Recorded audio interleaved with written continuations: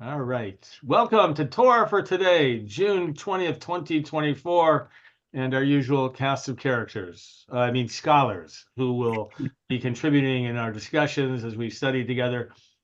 Let's do our blessing, which I will remember to do this week. So join with me, Lasok b'divrei Torah, Baruch, Baruch atah atah Adonai, Adonai Eloheinu Eloheinu melech melech olam haolam, asher asher kishanu kishanu b'mitzvotav, b'mitzvotav V'tzivanu lasok v'lasot divrei divrei Torah. Torah. All right. Um, by the way, I will be this weekend and the following weekend. We talked about the concluding weeks here on the South Campus. Interestingly enough, this week includes the Vayehi bin Soa liturgy that we use when the Israelites moved the ark. Yeah. It's interesting as we move our ark. Yeah. Isn't that something? The We're ark, right into the Torah, isn't that amazing? Like how the Torah, we're living the Torah's, very words. Actually, it's pretty cool. Isn't it? It really is if you think about it, right? It says, and this is the week that the instructions are given when you lift, right? When you lift up the ark, right? These are the words you recite. Vayihim so around, Kuma Adonai v'yafutu ovecha, right? Rise up. And so we're reciting those very words and living it out.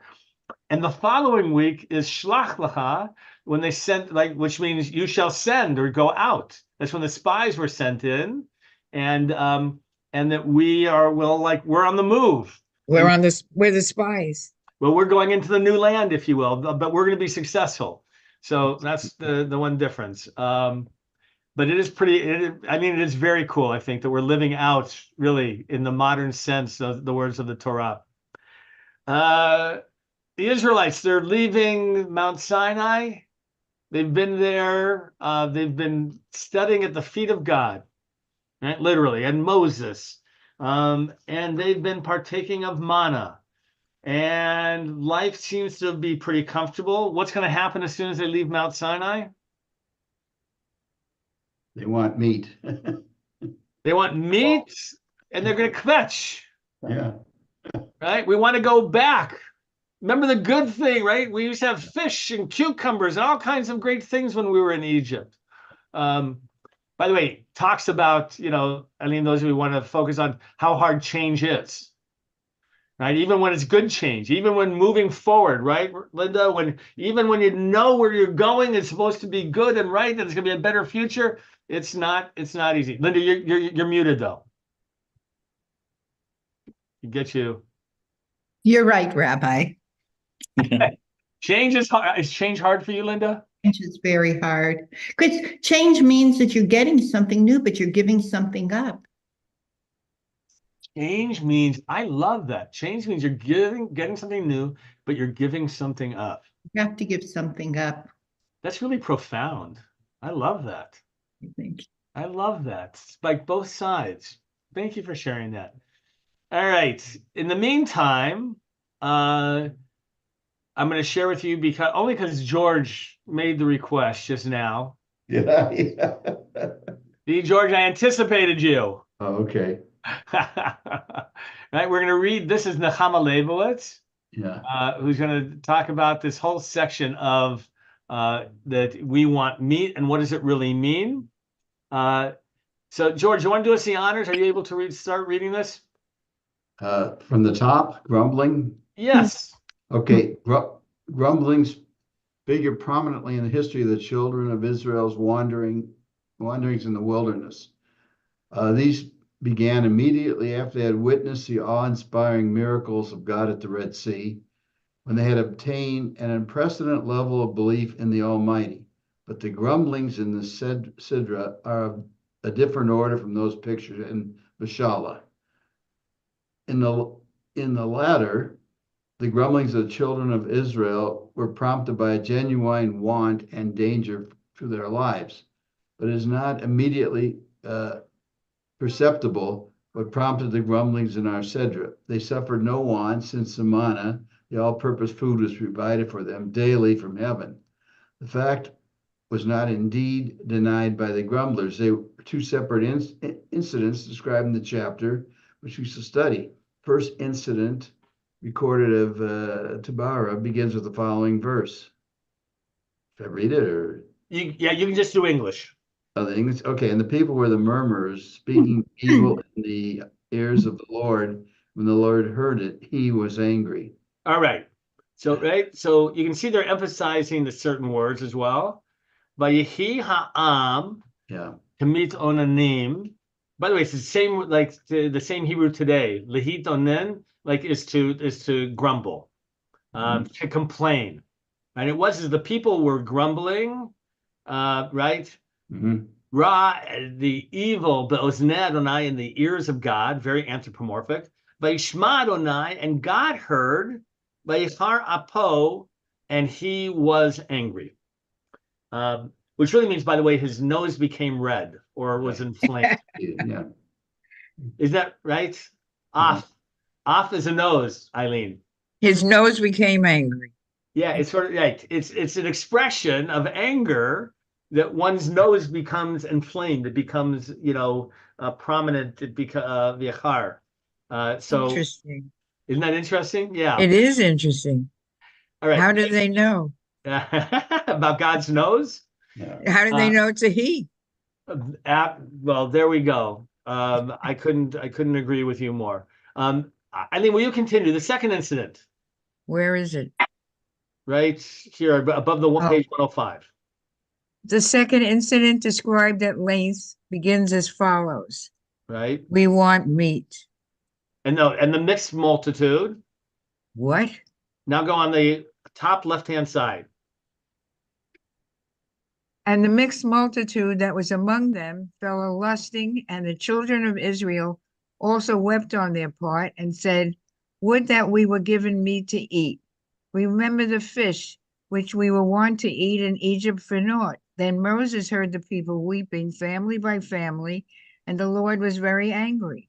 All right, so this is the second incident, right? And they said, right? If we had meat to eat, we remember the fish that we had and everything that we had in Egypt. And this is after they got the 10 Commandments. Correct. This is after all the miracles that they've had, Eileen. Right? What a group. But I want you to focus on, hold on, I just want you to focus on also the question I want you to begin to ask is, what was God angry about? By the way, if you had been eating manna, Mort, if you had been eating manna for a whole year, is there anything wrong with wanting a little meat? Yeah. But go ahead, Mort. That's a very strong emotional term, anger. I would think that God, thinking of a parent and a child, I would think God would have been disappointed. Anger is a very strong emotion. Mort, as always, you're right on track in terms of the theological questions. So Maimonides says this, Mort, and we'll see. I'd love for you to respond. Maimonides says the way that we perceive God's anger is it looks like anger, but it's really not, because God doesn't get angry, Mort, right? God has complete control of what we would call emotions. So God doesn't get angry like other people, but it looks like it, right? Because of the actions. But God doesn't have the emotions that are connected to the actions, Mort.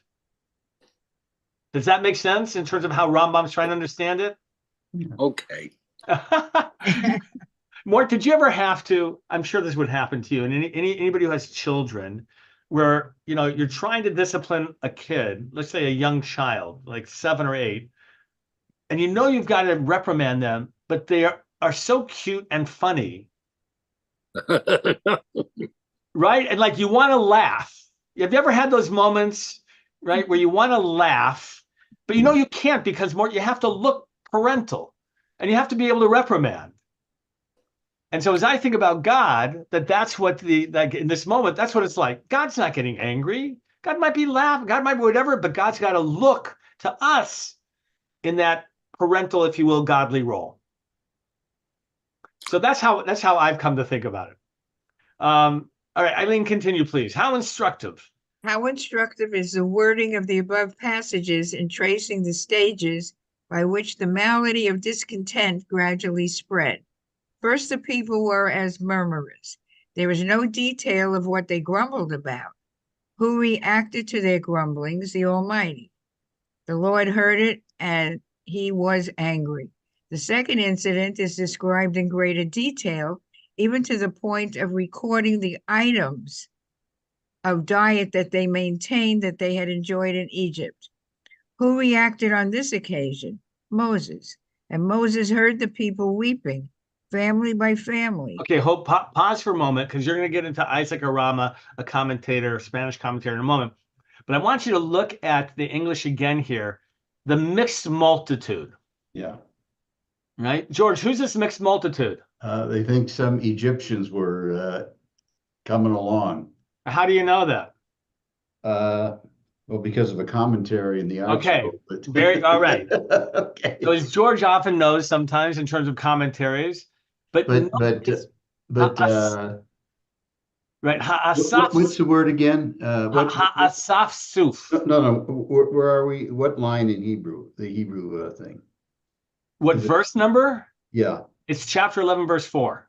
Okay, verse 4. Hold on a second. Okay, it's like the gathering. You know, it's a very unusual word, by the way. Asaf is to gather together. Yeah. It's as if those who have gathered. But Asaf Suf is like right, but it's translated as mixed multitude. Yeah. And there is this idea that there were some Egyptians who left. Yeah. And who left for the wrong reason. It's only used once in the Bible, by the way, in the whole correct. Time. But so it's important to understand that so the question is going to be, part of the question we just want to hold on to is, who are this mixed multitude? Who are the people who are actually beginning the murmurings? All right, so hold on to that. And Eileen, you're going to read now Isaac Arama. Wait, I got to find and it. The people were murmurers. Right here. Wait. Oh, and the people were, boy, that's small. Okay, hold on. It is a little bit smaller. Let me see if I can enlarge it just for you a little bit. Hold on. Whoa, there you go. There you go. And the people were as murmurers, speaking evil in the ears of the Lord. The subject of their grumblings is not revealed at this juncture, since at the beginning they kept it inside. Later, they clothed their discontent in the form of a hankering for meat. But though at the beginning their discontent smoldered within them, the Lord, who knows the thoughts of man, was well aware of what was going on inside their hearts. For ye have wept in the ears of the Lord, saying, would that we were given meat to eat. The phrase the Lord heard implies that he understood the situation, though nothing had actually been explicitly said. And Abraham, what is Abraham? And Abraham. No, this is like said, right? They're giving you a comparison of a text. So nothing had actually been done yet. Continue the text notes. The text notes that the people did not learn the lesson of the punishment, though they suffered dissemination from the anger of the Lord. They reverted to their grumblings, and the mixed multitude that was among them fell a-lusting. They did not lust for meat or any particular item of food, but simply indulged in lusting. They're a mess. This is much worse in the case of a man who is overcome by his desires. He at least has the excuse, like Adam and Eve, that the serpent seduced me. When the people saw the hankering of the mixed multitude, they began once more to weep and lust, just as at the beginning. This time, however, they expressed their discontent openly, saying, would that we were given meat to eat. All right, so what does this all mean? Do they really want meat? Or they just want to, whatever, lust? I mean, you don't lust for food, you lust for sex, or a woman, or a man, or whatever. Well, I lust after a good steak, I have to tell you. Oh, God. I don't know about anybody else, but there are moments. Look, eating is supposed to be a very, as an emotion, is a very sexual experience, Eileen. But you could say I want, or something else, but lust is not. Yeah, I think it's very interesting you raised about eating and lust, And these people are a mess.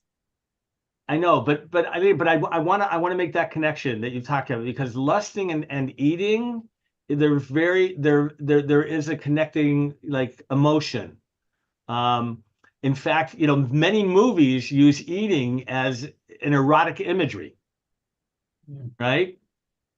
Think about it, desserts. Think about, how, eat cherries. How do you like there are, Eileen, eating is a very sexual act.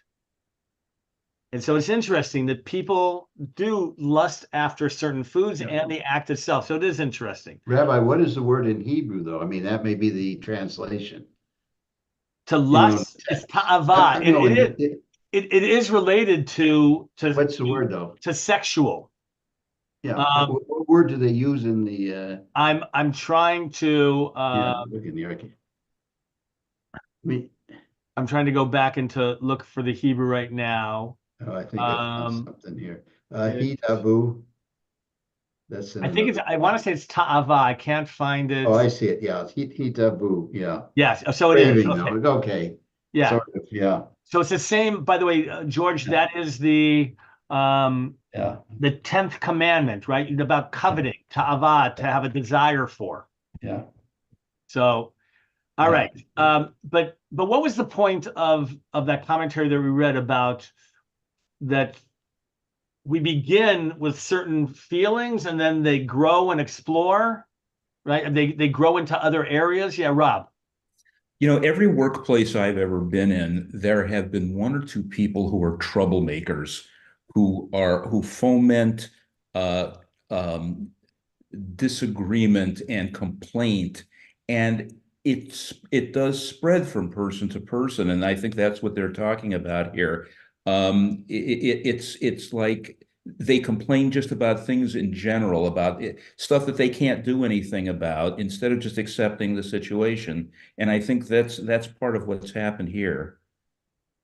And isn't that true? Have other people had those experiences, right? It just takes one or two people at a place of employment, or anywhere, even a group of friends, Rob, I think, right? Who then begin like they're unhappy, they begin to kvetch, and then like all of a sudden you get caught up in it a little bit. It definitely impacts you.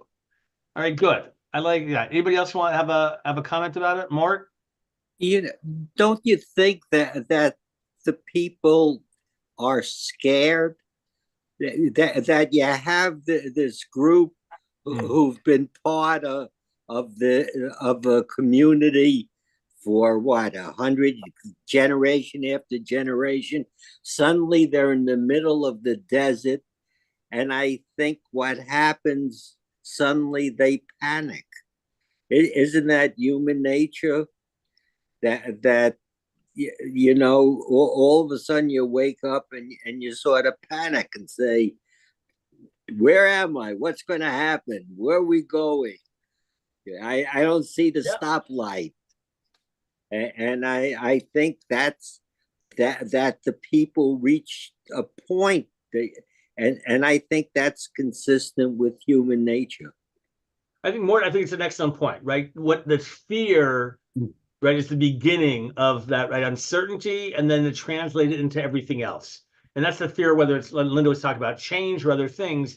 Fear is the beginning more, and it's not wrong. And I think what Rob said, it's what you do with that fear, right? Do you make it worse, or do you have to try and embrace it and to figure out how do you approach it? And again, I love Linda's, right? Change, you're getting something, but you're also giving up something. Thank you. All right, let's continue. Kathleen, would you like to read? Would you, if I get you something to read? Hold on. I just have to give you something to read, don't I? Hold on. I've got to figure out how to get back on there. Give me 1 second. There it is. Share screen. All right, we are here. We have here, therefore. We have here, therefore, the story of the gradual spread of discontent from inner to outer rebellion. Maimonides also sees in the text an allusion to the spread of the discontent from the mixed multitude and the very ordinary folk, the people, to the elite, the children of Israel. Good, the children. So Kathleen was saying two things. One, the point of the commentator was that it begins inward. You don't do anything, but you just feel, you're thinking about it, you're feeling it, but then somehow it translates sometimes, depending if you've been encouraged by others, to action. And it started with this group that George is talking about, the mixed multitude, who are common folk in this, what the language here. And then though it impacts the elite, the higher level, of society as well. So those are like how rebellion and discontent spreads. All right, Kathleen, continue.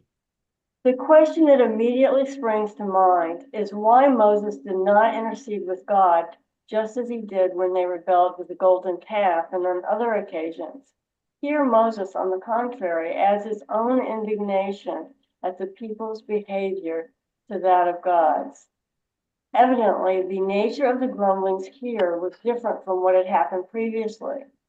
We have already referred to the fact that whereas their previous grumblings were motivated by valid causes, such as fear and want, this time there was no real excuse. Moreover, their demand for meat seemed to have concealed something much more serious. Two explanations have been suggested. One is reflected in the accepted English translation of the passage, which runs, "Would that we were given meat to eat." But it can also be read as a rhetorical question, who can give us meat to eat? In this sense, the people would be casting doubts on the possibility of satisfying their request. The latter interpretation is borne out by the psalmist's version of the story. And they tried God in their hearts by asking food for their craving. Yes, they spoke against God. They said, can God prepare a table in the wilderness? Right. So just to make clear, the kvetch here was more than just a desire. It was actually intended as a rebellion against God. That is to say, like, God can never provide for us. I mean, even after everything that they had seen, right? Let's assume you take this whole narrative literally, right, Eileen, that everything they saw, everything they had, that this is like, how could they doubt God? And that, which is your question after seeing everything else, right? Why wouldn't they be afraid that God might strike them down? It's a good question. Just like they did with when Moses came down and they were dancing around the calf and those people were struck down. Yes, they were. It's interesting. How are people struck down in the Torah? I think the earth opened up. Well, that's Korach. Good. But in general, George, how did the idolaters of the golden calf die? It was the Levites. They died, Eileen, not at the hand of God, but the hand of the Levites. Yeah. Other ways, what are other ways that people Plague, they get the plague or something. Good, by plagues as well. Yeah. Eileen, which is seen as coming as a punishment from God. Yeah. In their language and their life view. So it's a question about, but would they fear being killed by God? It's a great question.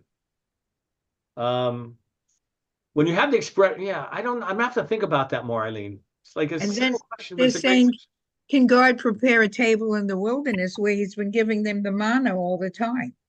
Exactly. So what they're saying is, God can give us manna, but he's not good enough to give us meat. Didn't they take cattle with them? So this is always a question we've talked about. So funny, I was going to ask Rabbi Camus about this today too. Because if you're rebelling, right? George, you have an answer for this? I've never, I can't. I think they didn't have enough cattle for that, but. Yeah, but if you're hungry, why don't you at least go after the cattle? There's plenty of cattle. Well, there's cattle and they're reproducing. Look, Rabbi, if you give people, just hand it to them, very often there's discontent. There's not enough, okay? I mean, that's human nature. Look around, Yeah, but George, if you're in the wilderness and you want, I'll get you in a second, Stan. George, if you're wandering the wilderness and you wanted meat, wouldn't you just go to the pens where the meat is? Yeah, but that part of that might have been for sacrifices or who knows what. Of course it was, but if you're hungry and you want meat, George, does it matter? Like, if my wife tells me, stay away from that in the refrigerator. Yeah.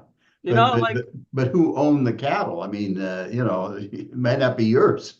No, but by the way, we know that there are tribes that have cattle, right? When they settle, they have No. cattle. George, where do the cattle come from? No, but I mean, is a common ownership, or does Yeah, no, they were, somebody yes, own, yes. or some group is in charge? You just can't go and take it sometimes, Okay, but George, when they get to the land, do they have cattle? Do people have cattle? Yes. Yeah, okay, So by the way, the whole notion, George, my point is that narrative of cattle is yeah, not dealt with in the narrative of the Torah, okay. right? It's completely separate. And it raises questions, right, Kathleen? Like, why not? Right? Why not go after it? Why not? The roots, like, what do you mean they didn't like eat from that cattle? Did they really have the self-discipline? Some was for sacrifices, George, but not all. There's plenty of other cattle. Stan, go ahead. Well, two things. I think that the meat is also a metaphor as it was used in the story of Noah, too. Before they didn't have any meat, now we want meat. So it's a metaphor of wanting something that you don't have. Okay. All right. And as far as the questions that we're all asking are questions of, let's say, how to do things, or whether or not this is a realistic explanation of the way people were.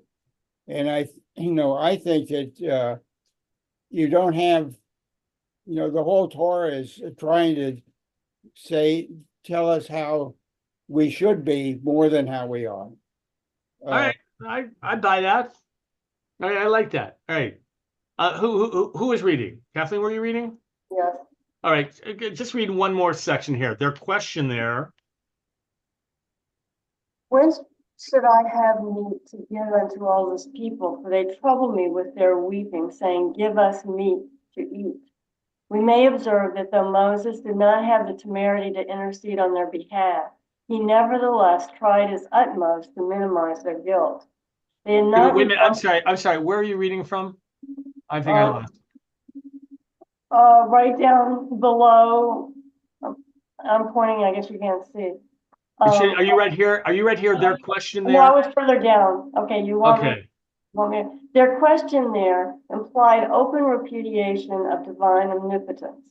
In the light of this, we may now understand why Moses, the faithful shepherd of his flock, changed the wording of their complaint when he referred to it in his dialogue with the Almighty. The people had said, who can give us meat to eat? Moses, however, worded the matter as follows. Whence should I have meat to give unto all this people? For they trouble me with their weeping, saying, give us meat to eat. We may observe that though Moses did not have the temerity to intercede on their behalf, he nevertheless tried his utmost to minimize their guilt. They had not rebelled against God, but had merely complained to him. But God, who sees into the hearts of men, was aware of the truth. He therefore answered Moses, for ye have wept in the ears of the Lord, saying, who can give us meat to eat? Right, so all of this appears to be a direct challenge of God. Let's go. Rob, are you in the mood to read? Yes. Are you in the mood for meat too, or no? No, I'm a vegetarian, so I'm not. Are you a vegetarian? Yes. You are. Good for you. Is Linda also? Yes. Both of you. Oh my goodness. I didn't realize. How long have you been vegetarians? About 30 years. 25 years, 30 30 years, years. something like that. That long. Vegetarian. How did I not know that? You vegetarians. Are you pescatarians? Yes, we are. So that's why. That's why. Because I see you on Shabbat with tuna. Oh, yeah, Yes, that's yes. right. We That's right. So that's why it wouldn't occur to me, right? Like in terms of, so that's all right. No. Because I was wondering, like, I've known you for so many years. How would I not know? Okay. Well, we know that Rhodey's a vegetarian. Rhodey's vegan. Vegan, Wow. and you're a big meat eater. So how does Not anymore. So that's why. So when I say that Eileen, when I say that I lust after a good steak, right? It's because like I get a steak on my birthday and our anniversary. oh my God. And that's it. It's the only time that Rhodey will allow meat in the house. Fish is okay, Rob and Linda. She'll make fish for me, but the other is seen as being, no, it's bad. It might as well be trafe in the highest order. All right, Rob, continue on the right-hand side. It's for this reason. It was for this reason that the Lord was very angry. Maimonides had observed in his Guide for the Perplexed that the statement that the anger of the Lord was kindled only occurs where the people had committed the sin of idolatry. This is a further proof that they were not really grumbling against their diet, but against the authority of God, casting doubts on his power and omnipotence. God answered the twofold complaint of Moses in respect of the bitterness of his own plight and the reporting of the people's murmurings. Moses' complaint was met in the shape of the 70 men to share his burden, and the people's demand too was granted. All right, go ahead. And say thou unto the people, sanctify yourselves against tomorrow, and ye shall eat meat, for ye have wept in the ears of the Lord, saying, would that we were given meat to eat, for it was well with us in Egypt. Therefore the Lord will give you meat, and ye shall eat. Ye shall not eat 1 day or 2 days or 5 days, neither 10 days nor 20 days, but a whole month until it comes out of your nostrils, and it be loathsome unto you, because that ye have rejected the Lord who is among you, and have troubled him with weeping, saying, why now came we forth out of Egypt? It is for nothing that the formulators of our liturgy bade us to pray for a life in which desires of our heart shall be fulfilled for good. All right. So what is this about, Rob? It's, you know, what strikes me is that you said that God doesn't get angry, but his reaction is one of anger. You want meat? Oh, we're going to give you more meat than you know what to do with, and it's going to come out of your nostrils. And it further, I think, says later on, and this is one of the things that I was thinking about with meat, is you have all that meat coming down more than you can eat. It's going to smell like crazy, especially in a desert. And so you're going to get meat, but now you know why you don't have meat. Maybe because manna doesn't spoil, and because meat does. Anyway, that's my own commentary. All right, George, what meat is this, by the way, that they're going to eat? Quail, Quail. So it's interesting. It's not even live bovine, or whatever it is. right? It's not cattle, George, but it's actually fowl, correct? Yeah. So it's not It's even gonna be blown in there, right? Yeah, Right up. so it's not even, Rob. It's interesting because we think when they talk about meat, and it's in comparison to the manna, right, that it just happens to come from an animal. What are they saying about, you think, the commentators, what they're trying to talk about in terms of, first of all, it's not that God was just angry because people wanted something, because it was perceived, and here the rabbis want to see it as a rejection of God. Right, so let's start there. But also, what does it mean in terms of the human condition to lust after things?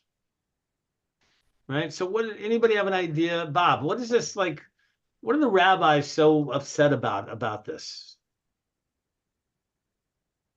Any suggestions? Well, to be honest with you, Rabbi, as you were asking that, I was thinking something else Go entirely. ahead. What is it about God that he gives us manna day after day after day, knowing our propensity for boredom? Does God not understand us any more than we understand God? Oh my God, it's such a great question. We actually had Shavuot. I don't know if you were there. Gary Shapiro taught about it. Like more, you're getting close to Mort's heart here in terms of, right. I love the idea of the Torah that God doesn't understand humans. Right? God just like is going like, I just will never get them. And in fact, Bob, do you know, according to the rabbis, right? George, don't jump in here yet, please. All right. Bob, do you know, according to the rabbis, what the manna tasted like? Whatever we wanted it to taste like. There, exactly. Why do the rabbis have to make that? By the way, the Torah is pretty clear. It tastes like coriander seed, right, George? It's a very descriptive element of it in the Torah, like honey or like a coriander seed. Bob, why do you think the rabbis add this piece that it can taste whatever you wanted it to taste like? To take away our justification for our feelings. Well, in general, to know that like humans, we like to eat the same thing day after day after day after day, no matter what it is. is going to, like, humans need diverse, diets in that way. They are like, we eat the same thing over and over. We get tired of it no matter what it is. Mhm. Right? So Bob, that's the right question. And I love that you raised that question, because these are and this is what I think Moore was talking about, and I forget who else it was, very anthropomorphic descriptions about God. Right? Very anthropomorphic, that God is angry, right? That God has to discipline, that, and the whole image of how God's responding doesn't make sense. Like, why would God be so upset with us? Yes, Dan. Well, just because God created us, we also created God. Who wrote all of this in one form or another, Hebrew or in any other way, other than to make God such a, quote, individual that we can identify with. Right. So Stan, I'm gonna get to Kathleen in a second. I think you raised your hand, but Stan, when we say that we created God, right? Well, we wrote in my view, okay. No, but was written in such a way that people could understand it. If it was written in a more transcendental way, like Armani said, people wouldn't understand it. So we have to write it in such a way that we identify with it. So we created a God that we could identify with, that is stories about how people would act, and made God act that way. correct. But Stan, what if also in part that it becomes our descriptions of God are an interpretive, right, process, not a creation ex nihilo, if you will, out of nothing, but rather an attempt to understand God's presence, which doesn't mean we're creating God. Okay.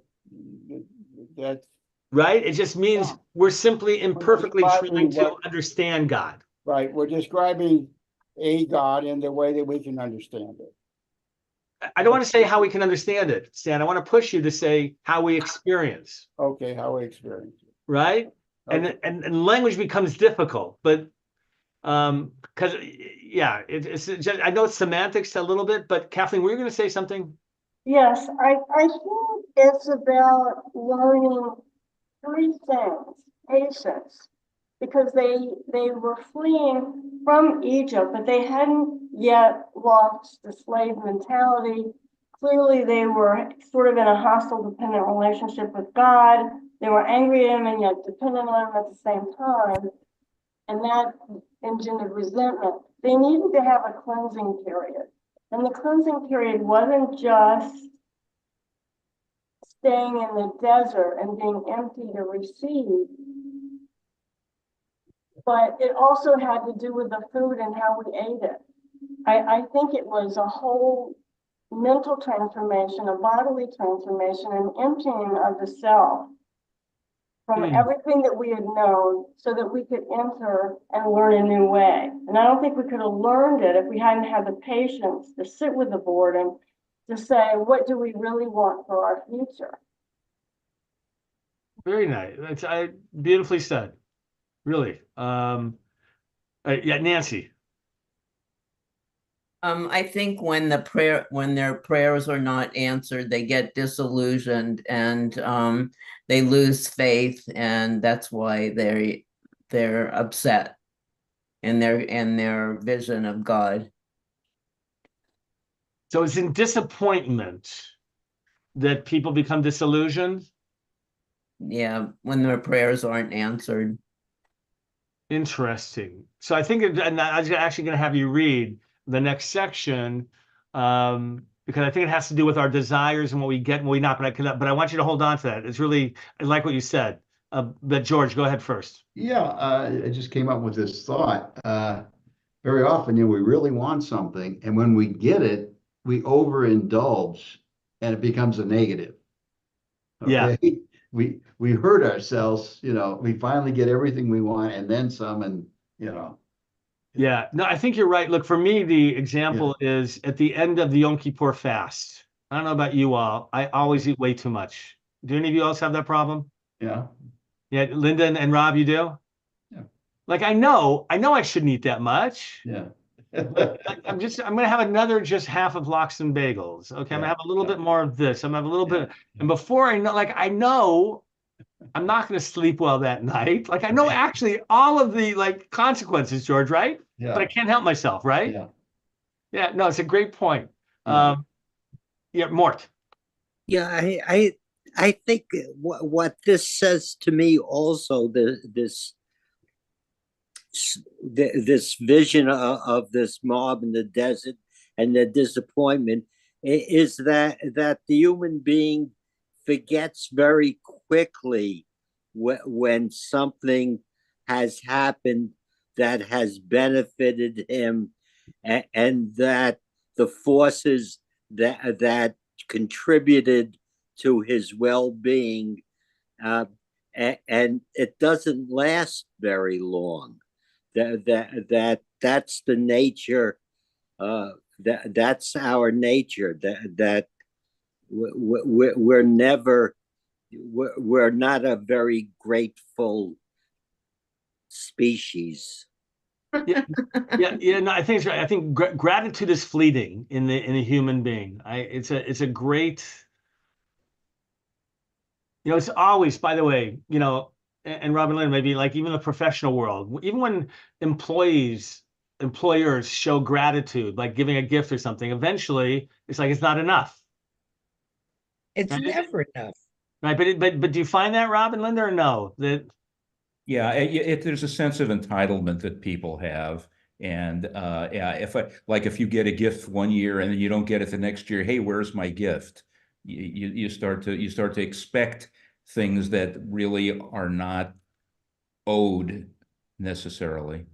right, and we get accustomed to that level. Okay, this becomes the new normal. Oh, they're not like it's no longer considered appreciation almost. Right? And by the way, in the workplace, it's even synagogue life. I have to tell you, when we're dealing with staff and issues, it becomes an issue. How do you demonstrate gratitude and that they can feel it? I'm going to have you, I Nancy. have a question. Oh, please. I'm sorry. Don't be sorry for a question. This is like after they've almost wandered 40 years, and this is the second Not yet. generation. This is the beginning part still.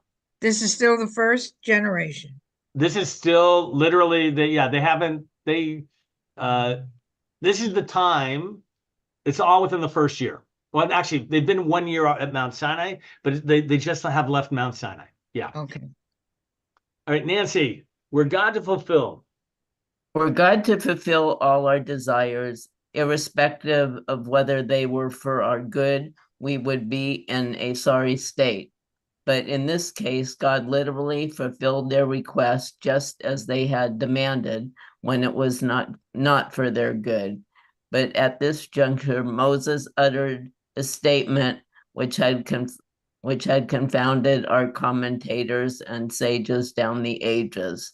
And Moses said, "The people among whom I am are 600,000 men on foot, and yet thou hast said, I will give them meat, that they may eat meat a whole month. If flocks of herd be slain for them, will they suffice them? Or if the fish of the sea to be gathered together for them, will they suffice them?" We cite here the view of three of our ancient rabbinic authorities on this passage, cited by Rashi on our text. Okay, so hold on. So now on the right-hand side, we're going to see Rabbi Akiva said.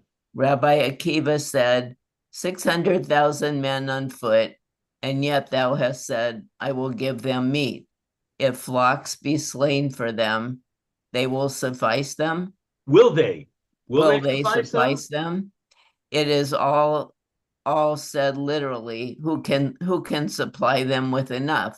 Rabbi Shimon said, heaven forfend that such a thing should have entered the mind of the righteous man, about whom it is written, he is trusted in all my house, that he should have said, the omnipotent cannot supply sufficient for us. Okay, pause for a sec. Right. So no. Like this idea that God can't provide, right, enough to feed 600,000 men on foot. Like Come on, of course God can. God forbid, right? It should be entered into the mind of a righteous person.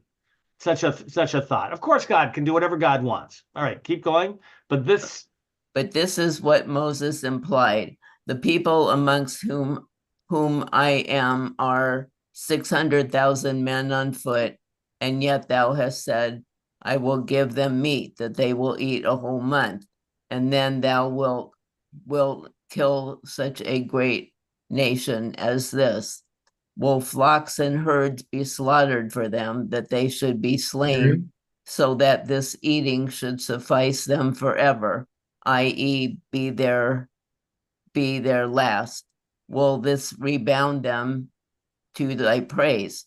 Do people say to an ass, take the measures of barley, and we shall cut off your head?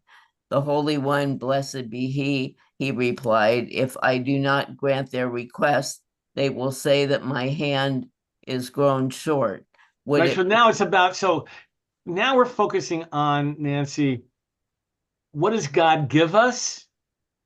And are we appreciative, like the questions that were coming up? And why does God not give us always everything that we want? Right? Here, God, people will say that God's hand is short. That's what you're talking about disappointment, right? Or who was it? Was it Eileen? That when you don't get what you want. That's what people are going to say, right? If I don't give them all of the quail, people are going to say, like, I'm not taking care of them sufficiently. Go ahead. Continue now, Nancy. Okay. Would it please you for them to imagine that the hand of the Lord has given short? Has grown short. Let them and 100 like them perish. But let not my hand appear to them to have grown short for even a single moment. Rabban Gamiel, the son of Rabbi Judah Hanasi, stated, the meaning of the text is as follows. It is impossible to take them at their word, since they are only seeking a pretext. You will never satisfy them. They will ultimately prevaricate with you. If you give them beef, they will say they had asked for mutton. If you give them mutton, they will say they had asked for beef, for fish, for grasshoppers. Thus, thereupon he answered, in that case, they will say that my hand has grown short. All right, so here's right. So Rob, right, no matter what we ask, right, that's not the point of what we ask for, because no matter what, there's going to be a sense of dissatisfaction. Right, that's right. So I'm going to read this final one, and then we'll tie this all together. It's difficult for our sages to conceive that Moses was capable of casting doubt on the omnipotence of God. Nevertheless, Rabbi Akiva's acceptance of them at their face value seems most faithful to the text. Nachmanides concurs with him and expresses a view that Rabbi Shimon and Rabbi Hanasi's interpretations do violence to the text. It may be asked why Moses was punished severely for a much smaller offense of the waters of Meribah. To this, Rabbi Akiva answers that Moses' offense was then committed in public, in front of all the Israelites, when they looked to him to set an example. He should have sanctified the name of God by speaking to the rock. Here, however, his offense was not so serious because it took place in private between him and his maker. He was only responsible to himself and not therefore punished in the same way. Right? So the focus here has been on a number of things. One, the people, and two, the role of Moses. Right? So when it came to the people, why is God portrayed as being angry about the requests for meat? Right? What would you want to add here? What would you say that you've learned about one of the reasons that God is angry at the people? Yeah, and Nancy? Because it seems like no matter what he'll give them, they'll never be satisfied. Right. He knows this is a pretense. Right. He knows that what they're asking is a challenge, and in the end, that it's never going to make them happy. Because Rob, it's always like we said before, it's whatever you give people, it's never going to be enough. Right. They're always going to want more. By the way, it's the same with people, but it's the same with wealth. Right. Like many people say, like, if I just had X amount of money, I would be good.